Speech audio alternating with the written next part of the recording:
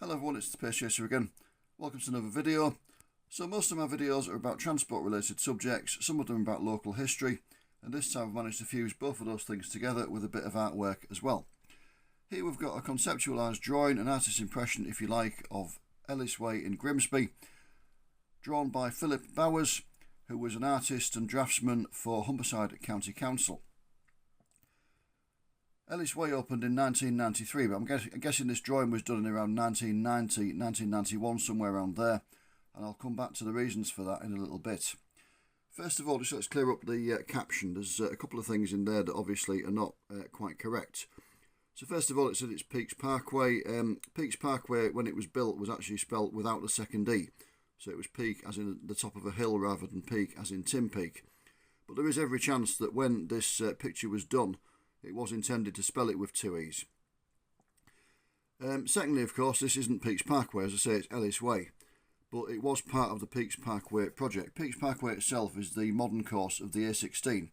It runs from a junction with Victoria Street, just up there basically, to the left of Allied Carpets. Sorry, just knocked the picture over. But yeah, the Allied Carpets building there, it runs from a junction to the left there, and it goes off in that direction, and it leads to New Waltham. Peaks Parkway itself opened in 1998. It was actually the third part of the Peaks Parkway project. Humberside County Council were astute enough to realise that if they just built the new road and then dumped the traffic into the existing road network, that road network wouldn't be able to cope. So first of all, they built two other roads. Phase 1 of the project was Frederick Ward Way, which ran from the other side of the town centre, a junction with the Bargate area at Deansgate Bridge, round to just to the left of the Allied Carpets building there. It just came out there. The building is on the corner of Frederick Ward Way and then Victoria Street running across the front of it there. So that was the first part. It acted as like a town centre bypass. It took traffic from Bargate, the old A16, and Dudley Street. So traffic coming from the Willows estate from the Immingham area, and it took that and it let it avoid the town centre, and so it could get round here without going through the middle of town. That was phase 1. It opened in 1988. Phase 2 was the East Marsh Link Road, which when it opened was called Ellis Way, and this, as we said, opened in December 1993. But as I say, it was part of the Peaks Parkway project, so it's not completely incorrect to mention it as Peaks Parkway. The third anomaly with the caption is that it says it's the view from Hainton Square. It isn't actually, it's further forward slightly. Hainton Square is behind where the artist would have been standing, assuming that they were standing there, and it's not just done, as I say, as a concept.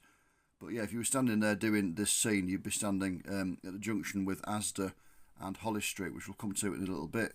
Hainton Square is behind you, a little bit further on.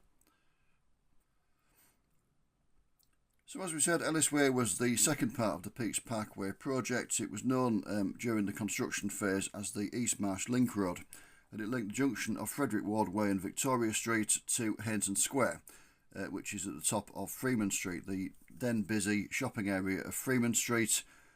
It also led to the East Marsh area, hence the name, the densely populated East Marsh area, and it replaced various routes down local streets. Previously, traffic heading towards the town centre had gone down Pasture Street, and coming out of the town centre it had come down Robinson Street East. If you're familiar with those streets, you'll wonder how they ever coped as the main routes. So it gave some relief to those, and it gave a new route for traffic from the town centre, from the new Frederick Ward Way, to go up towards the East Marsh and Freeman Street. It was 0.25 miles long. It was classified as the A1136 when it opened, and as we said, it opened in December 1993, the 10th of December 1993 to be exact. It was opened by George Hobson, the chairman of the Humberside Planning and Transportation Committee. It was built by the contractor Norwest Holst, and it cost £2.3 million. And by all accounts, it was very difficult to build. As you can see, it comes under the railway line, so it's at ground level when it starts at the Victoria Street junction. It almost immediately burrows down to pass underneath the railway line. Now apparently this was very difficult to build. It wasn't difficult to dig through the ground because it was quite marshy, but it was very difficult to get it to stay out of the way and not collapse back in on itself. So it was a very, very hard bit of road to build apparently. So when the road opened, the East Marsh Link Road name was dropped and it was named Ellis Way, as we said. It was named after Peter Ellis, a councillor of Grimsby, who'd served as the Mayor of Grimsby in 1976. So we'll have a look next at some of the buildings that are in the picture, and then we'll talk about the date I think it was drawn. So this here is the Asda store that was built in the mid-1980s. The forthcoming East Marsh Link Road was part of the reasoning for building it. It replaced an earlier store which had been on Cleethorpes Road. It was originally accessed from Railway Street only. The Railway Street entrance is still there. But as I say, one of Asda's influencing factors was the forthcoming East Marsh Link Road, which would give them a new junction to enable you to head towards the town centre from the store. So that is the Asda store. It looks a bit different nowadays. This part of it's been extended upwards, so it's like 2 stories here. And as a result, this building, the Furness building, which I'll come to in a minute, isn't as visible. You can see the edge of it, but it's not as visible from this angle as it is in this picture. So Furness were a builders merchants. They were incorporated in 1942 and they traded as Furness Builders Merchants Limited from 1942 to October 1994, when there must have been a takeover because they became Jackson Shipley Furness Limited, and they traded as that from 1994 to April 2005, which is probably around the time they closed down. The last accounts were submitted in 2008, but it's quite common for a company that's closed to submit its last accounts years afterwards. It was actually wound up in 2010. The building still stands and it still is used by builders merchants. Nowadays it's Hughes Grey, but as I say, because they've extended Asda upwards, you can't see it from this angle as clearly as you can in this picture. Next up is the Telephone Exchange building. That was built in 1972. It's actually an extension to an earlier building that was built in 1937, which is still there next to it, but you can't see it in this view because it's quite low rise and it wouldn't stick up high enough to be seen. But yeah, that was built in 1972. It was opened in 1973. It's 8 stories high. It's a very distinctive building. It's very brutalist in its architecture. It was designed by George Winterburn. It was described by Nicolaus Pevsner, the art and architectural historian, as a towering mass. I don't think he meant that in a good way. Local councillors described it as a monstrosity. Now, with the reduction in landlines in more recent years, I believe it's largely empty at the moment. It's been let out as office space, but a lot of it isn't actually let at the moment. But it's one of those buildings, it's not beautiful to look at by any means, but it's very, very distinctive. I believe nowadays, since the tower blocks off Freeman Street were demolished, it's actually the tallest building in Grimsby. But yeah, it's certainly distinctive, and you know, it definitely has a place in this picture. You can't miss it if you're in this general area. Moving on next, you've got the Allied Carpets building we've already mentioned. That was built in the late 80s, very early 90s, just after Frederick Ward Way had been built. As I say, that opened in 1988, and the access to this building is from Frederick Ward Way, so it was built after then. Nowadays, it still stands, but it's Home Bargains nowadays. Allied Carpets obviously no longer with us, so the store itself is Home Bargains. The other notable building is this church here, which is still standing. I've done a video on another picture, another one of these pictures of the Victoria Street junction just up there, in which the church is prominent. I don't mention it, and the reason for that is I can't find anything about it anywhere. I've had an internet search. All I can find from it is it was known as the Spring Church, and it's on the corner of Upper Spring Street, or it was. Upper Spring Street has been completely redeveloped. It was a 2-sided street. The buildings on this side had long since gone anyway. And the street itself has now gone. It's subsumed into the junction of Victoria Street and Peaks Parkway. But the church still stands. It's not a church anymore. It hasn't been for years. I believe it was the Office for Manpower, but I think at the moment it's empty and to let, as I'm doing this in December 2024. It's still got the recruitment posters on it, but I believe it's no longer open. But yeah, I couldn't find anything about it. I couldn't find when it was built. I couldn't find when it ceased to be used as a church or anything like that. But that is the building anyway. If anyone knows anything about it, let me know in the comments. That would be absolutely great. So let me explain now why I'm dating this picture in around 1990-1991, so before the road actually opened. There are 2 things that give it away. The first is the train going across the bridge.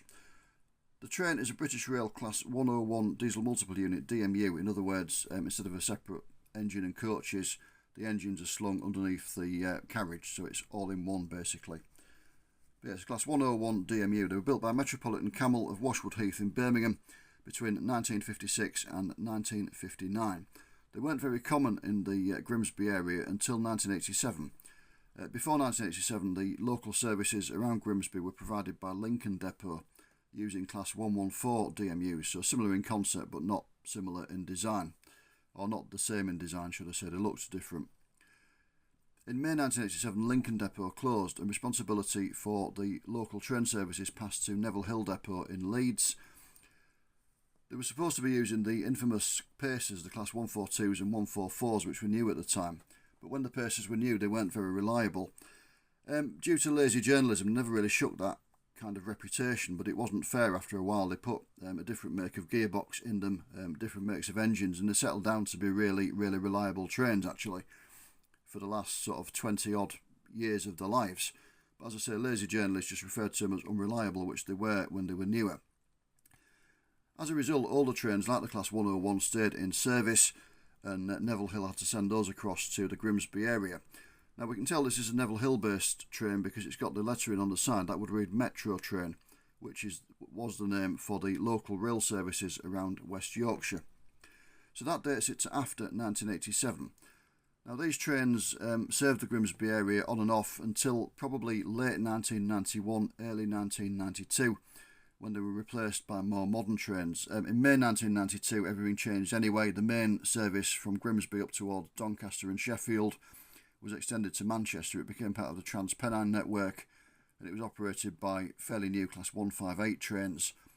The local services to Barton-on-Humber and to Lincoln were transferred in responsibility to Tyseley Depot at Birmingham, who generally sent more modern trains across, and Neville Hill's only involvement in the area was the service via Brigg to Sheffield. But even then, the 101s from Neville Hill had gone by, as I say, late 91, early 1992. So that dates it possibly late 91 at the latest. The other feature that dates the picture is this car. Most of the cars in this picture, and indeed the other one that I've done a video on, are fairly generic. It's a pastiche of designs of car of the time that the pictures were done. For example, this car appears to be a hybrid of a Ford Sierra and a Saab. However, this one coming up the other way is a Trabant, an East German Trabant, known affectionately as a Trabby, plastic body, two-stroke engine. They were built by VEB Saxon Ring Automobile Werkers Wickau between 1957 and 1991. As I said, they had a two-stroke engine, so they made a distinctive noise, and they could normally be seen emitting a big cloud of blue smoke from the back. When the Berlin Wall came down in November 1989, a lot of these were abandoned on the East German side of it. The East Germans came across, saw what the West Germans were driving, and just abandoned these. And you could pick them up for a few Deutschmarks, a few pounds basically. Obviously it costs quite a bit of money to import them into Britain, but that's what happened. A lot of people brought them across to the UK. I lived in Hull at the time, and there were quite a number of them burbling and spluttering around Hull, as I say, emitting a big cloud of blue smoke. So obviously, given time after the Berlin Wall fell and time to actually import the vehicles, get them registered and things, you're looking probably spring 1990 onwards. And the two things together, as I say, make me think that the picture was done in 1990 or 1991. And that is about it. The only final thing to mention is an artist's impression, as we said, and this wall here isn't quite correct. It does step in real life, but a bit of an angle, and it only goes to about there.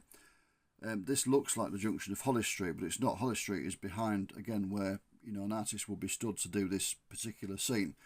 What is here is a bus lay-by, so there's a little step in, and then there's the bus lay-by, but it's probably about here. It doesn't actually go in as far as this shows it. So again, we think this was done before the road was actually constructed, and again, it's just an artist's impression. Tantalisingly, there is a sticker on the back of it, a Humberside County Council Technical Services Department sticker, but if it ever had the date on it, it's been worn off over the years. Humberside County Council formed in April 1974, disbanded in April 1996 and replaced by the East Riding of Yorkshire Council, North Lincolnshire Council and North East Lincolnshire Council. So Humberside oversaw the opening of Frederick Ward Way and Ellis Way, and it had passed to North East Lincolnshire Council by the time Peaks Parkway itself was opened. So that is it for this one. I hope you've enjoyed the video. We've flitted about a bit, haven't we? We've done some building history, we've done some East German cars, we've done some British trains. It's all been very good. I'll put a link in the description to the video about the picture of the other artist's impression I've got, the Victoria Street junction with Peaks Parkway up there. That was done, if anything, even earlier than this one, so it is quite conceptual. I'm also planning, at the time I'm filming this, to do a boots on the ground video about the Peaks Parkway project, the 3 parts of it, Frederick Ward Way, Ellis Way and Peaks Parkway itself. So look out for that. When I've done it, I'll put a link in the description to this video and indeed to the other video about the other conceptual drawing. But for now, I hope you've enjoyed this one. Thank you for watching, as always. Take care of yourselves, and I'll see you soon. Bye for now.